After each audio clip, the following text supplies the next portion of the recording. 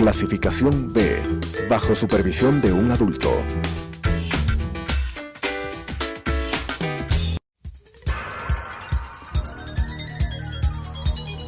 Las opiniones vertidas en este espacio por la producción y dirección del programa son de exclusiva responsabilidad de sus autores y de quienes intervienen en ellos.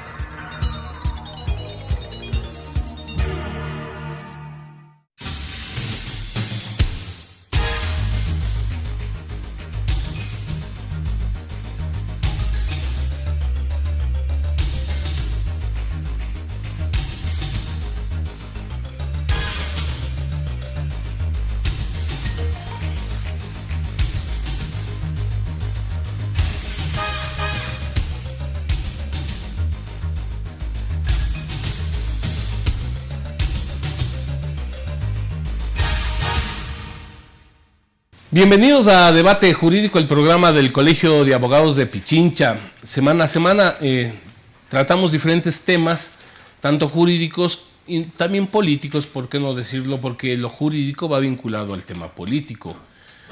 Y decía nuestro invitado hace un momento, temas hay todas las semanas. Por eso nosotros hemos escogido para esta semana el tema de la creación de un tribunal de cuentas en lugar de Contraloría. Y en nombre del Colegio de Abogados queremos agradecerle al doctor Ismael Quintana, catedrático y constitucionalista, con quien vamos a tratar este tema. Gracias, Ismael, por haber aceptado la invitación.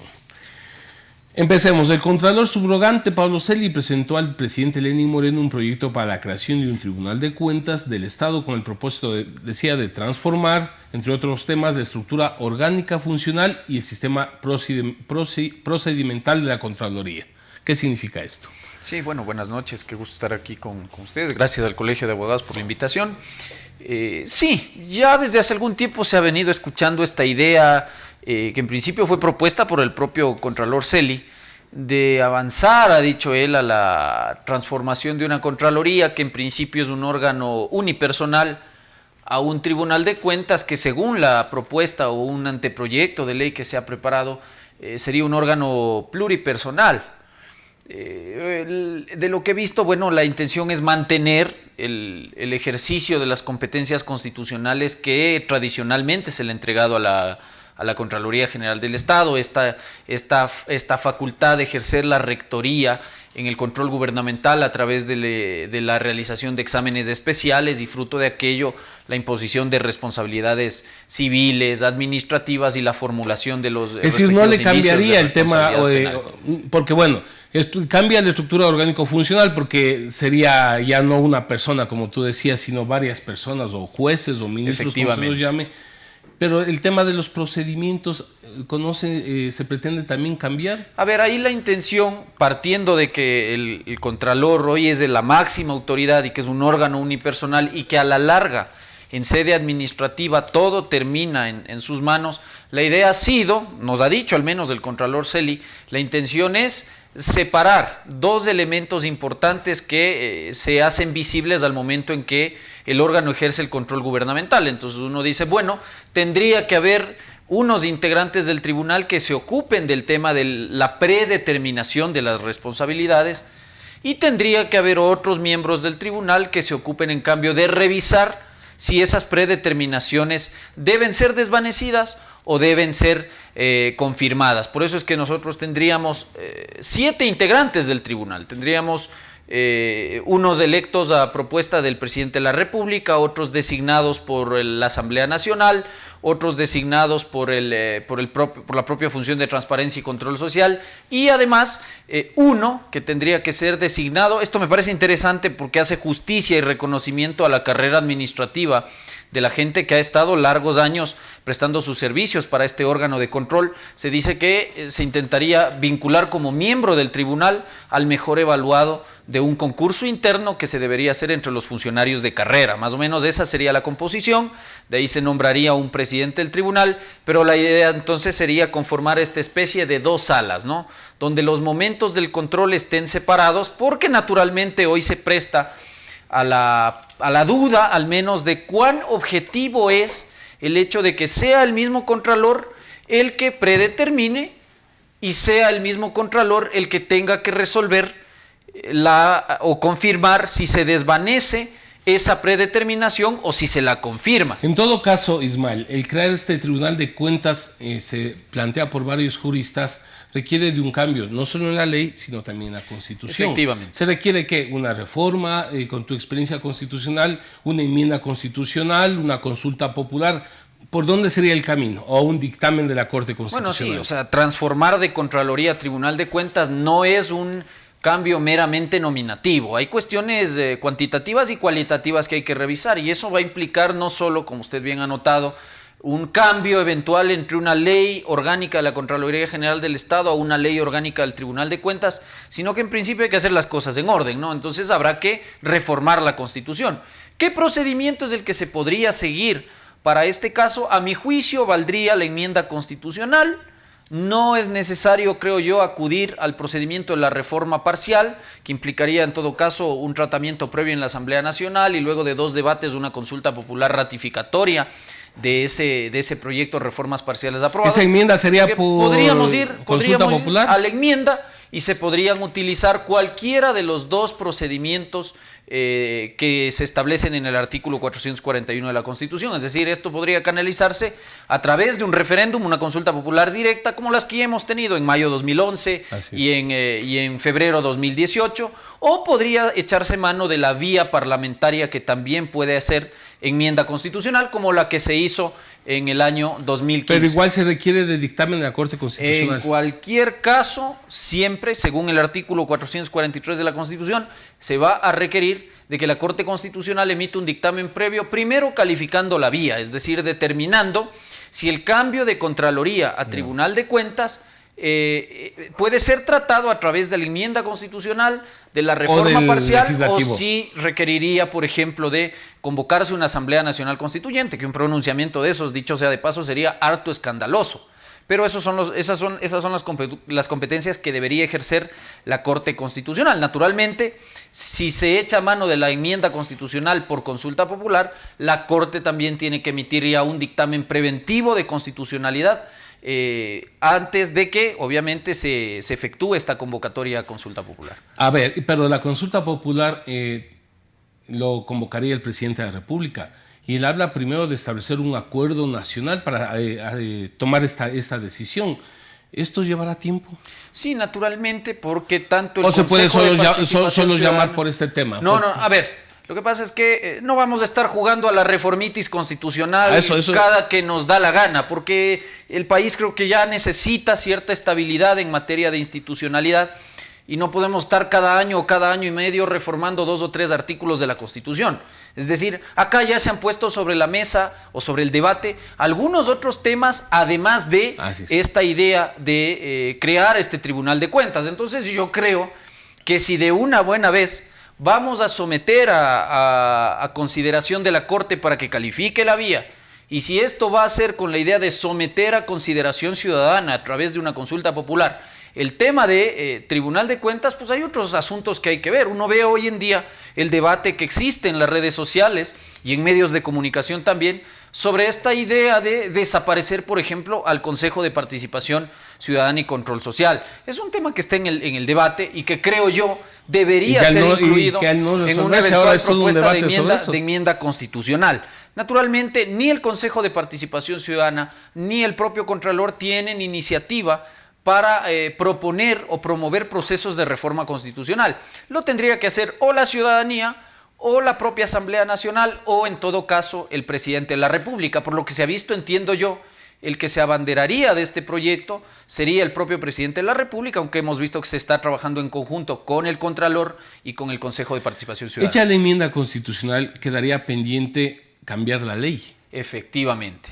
Tendríamos entonces que, una vez reformada la Constitución, se tendría que presentar un proyecto de ley en la Asamblea Nacional para dejar sin efecto la Ley Orgánica de la Contraloría General del Estado, vigente desde el año 2002, e implementar una ley orgánica, llamémosle Ley Orgánica del Tribunal de Cuentas del Estado.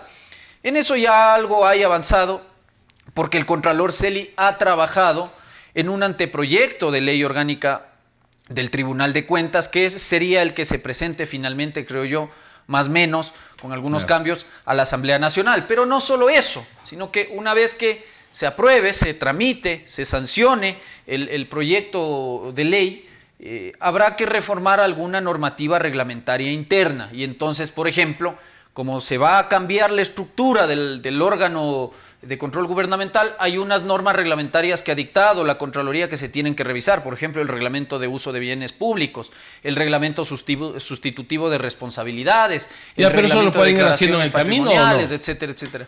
Bueno, lo que pasa es que no me va a reformar el reglamento antes de tener la ley, pues. El reglamento tendrá que ir desarrollando. Si lo que necesitamos es la enmienda constitucional, la ley. Punto de partida, enmendar la Constitución. Habrán otros criterios de algunos otros colegas constitucionalistas que dirán que como el cambio afecta a la estructura fundamental de la Constitución, quizás se requiera de reforma parcial. Mi criterio ha sido que esta cuestión se tramita vía enmienda, no hay ningún problema, no se supera ninguna de las normas de prohibición al poder de reforma. Enmendada la Constitución, hay que poner en vigencia una nueva ley que sustituya a la de la Contraloría y luego de eso empezar a reformar esta serie de reglamentos que ha dictado la Contraloría General del Estado. Tomada la decisión política por parte del gobierno, si se convoca esta consulta popular, la Ley de Garantías Jurisdiccionales establece plazos para llevar adelante esto. Por ejemplo, 20 días para valorar las preguntas. En caso de que éstas se aprueben, el Consejo Electoral debe convocar al referéndum un máximo de 15 días.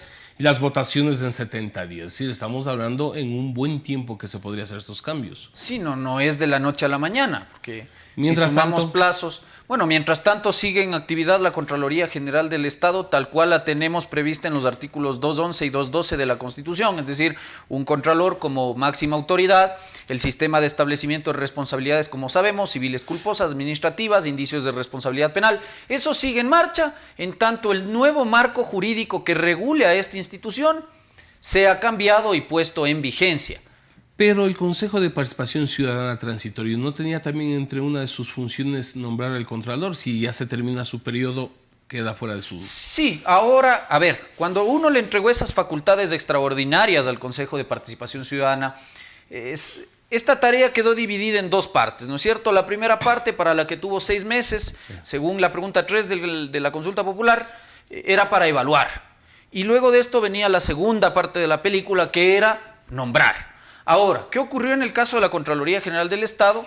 Que el Contralor, que era el titular de la institución, todos sabemos, está prófugo del país y naturalmente el que entró a subrogar era el Contralor Celi, el subcontralor Celi en ese entonces, ahora Contralor subrogante. El que sacó 100 puntos sobre 100. Sí, el Contralor de los 100 puntos que ya no está en el país y que ha sido precisamente acusado al menos de graves delitos contra la administración pública, ¿no? Cohechos, peculados.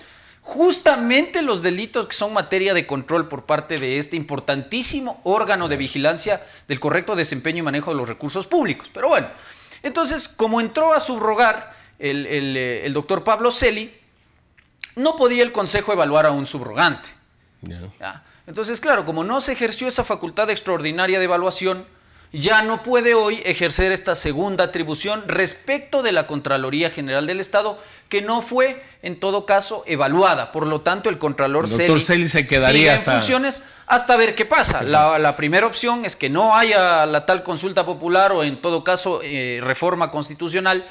Y en ese caso el señor se quedará, como ya ha pasado en otras épocas en la Contraloría General del Estado. Incluso antes de que llegue el ex Contralor Celi, estuvo años a cargo de la Contraloría un subrogante, el doctor Genaro Peña Ugalde, claro, que fue el subrogante del doctor Corral, Alfredo Corral. Entonces esto ya no sería la primera vez que ocurre en la Contraloría y en ese caso tendría que el Contralor Celi permanecer en el puesto hasta ser legalmente reemplazado. Hablemos de estos tribunales entonces de la Contraloría.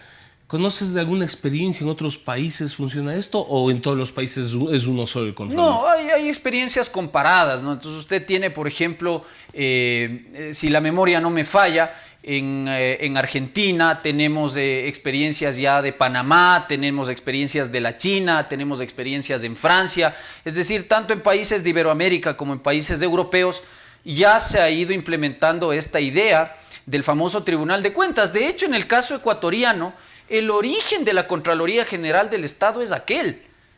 Nace el Tribunal de Cuentas con la Constitución. La Contraloría General del Estado nace a raíz de la visita de la famosa Comisión Kemmerer, que propuso en el año 27 una serie de reformas. Gobierno de Isidro Ayora. Efectivamente, en el gobierno interino del doctor Isidro Ayora. Y esa serie de reformas institucionales propuestas por esta misión fue finalmente tomada en la Constitución del año 1929. Pero ya por ley, en la ley de Hacienda del año 27, si la memoria no me falla, ya nace la Contraloría General del Estado. Antes de aquello no es que no había un órgano que controle los recursos públicos. En diversos textos normativos de la época habían tribunales de cuentas. Lo que pasa es que como todavía antes de 1830 no estábamos conformados como Estado unitario, sino que estábamos regados en departamentos, los tribunales de cuenta atendían, por ejemplo, al departamento de Guayaquil, al departamento de Quito, etcétera, etcétera. Hablando etcétera. de la misión Kemmerer, que contaba con la venia de Estados Unidos, ¿no será que el buscar los otros tribunales de cuentas enojen esos países o ese país? Bueno, yo no le veo nada del otro mundo retomar una buena idea. Yo creo que la intención del Contralor Celi es interesante. He revisado el anteproyecto de ley que ha propuesto el Contralor Celi. Hay algunas cosas que hay que mejorar, indiscutiblemente, pero yo creo que la intención es muy buena. Por ejemplo, y es algo que está Eso vigente. veamos lo positivo, es decir, ¿qué nos trae que no sea uno y sean varios? Bueno, a ver, en principio los órganos administrativos gozan de unas facultades extraordinarias, los abogados nos van a entender esto, que se estudia en el derecho administrativo, que se llama las potestades de autotutela. ¿Qué quiere decir esto para quienes nos están viendo? Que los órganos administrativos tienen la facultad de resolver sus propios conflictos sin necesidad de acudir al tercero imparcial, que es el juez, que es lo que comúnmente tenemos que hacer los privados cuando tenemos algún problema o el privado contra el Estado. Pero si el Estado es el que tiene que resolver algo respecto de los administrados, ejerce estas facultades de autotutela. Por eso no se habla de independencia y de imparcialidad del órgano administrativo, sino que se habla de objetividad. Y ahí es donde se han encontrado algunos problemas, algunos inconvenientes respecto de la Contraloría General del Estado. Porque es lo que se dice, que al ser un órgano unipersonal, queda en manos del propio Contralor resolver todo. El Contralor da las órdenes de trabajo, el Contralor aprueba los exámenes especiales, el Contralor revisa las predeterminaciones y el Contralor confirma o desvanece esas predeterminaciones y el Contralor mismo conoce y resuelve los famosos recursos de revisión contra las responsabilidades civiles. Es decir, todo recae en manos de una sola persona. Vamos a seguir conversando, Ismael, si nos permites regresar luego del corte comercial.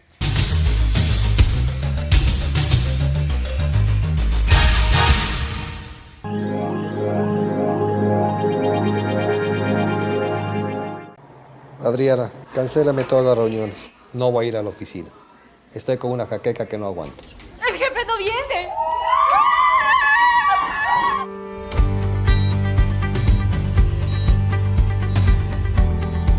¿Estás seguro? Salió bien. Muy bien. Bueno. Cuanto antes vayas a Ecuasanitas, más rápido te curas. La empresa de medicina prepagada que cuida de ti. Ecuasanitas. Es bueno estar sano.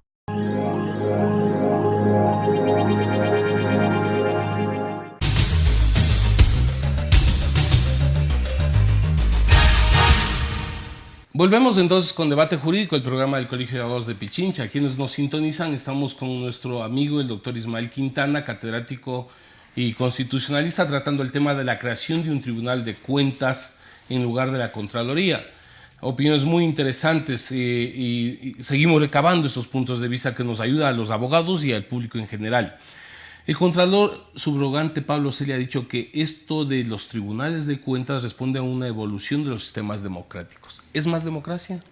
Bueno, es más democracia primero porque estamos pluripersonalizando al órgano. Esto quiere decir que ya no es uno, sino que según la propuesta al menos serían 7 personas las que tengan que resolver aquello. Entonces, naturalmente, esto va con la tendencia de democratizar el sistema de control gubernamental, garantizando, como le digo, objetividad del órgano a la hora de resolver, porque si uno ve a veces también en el porcentaje, al menos en el litigio contencioso administrativo, cuando se impugnan decisiones de la Contraloría General del Estado vía judicial, uno ve que hay un alto índice, por no decir el más alto índice de pérdida de instituciones públicas, recae sobre la Contraloría.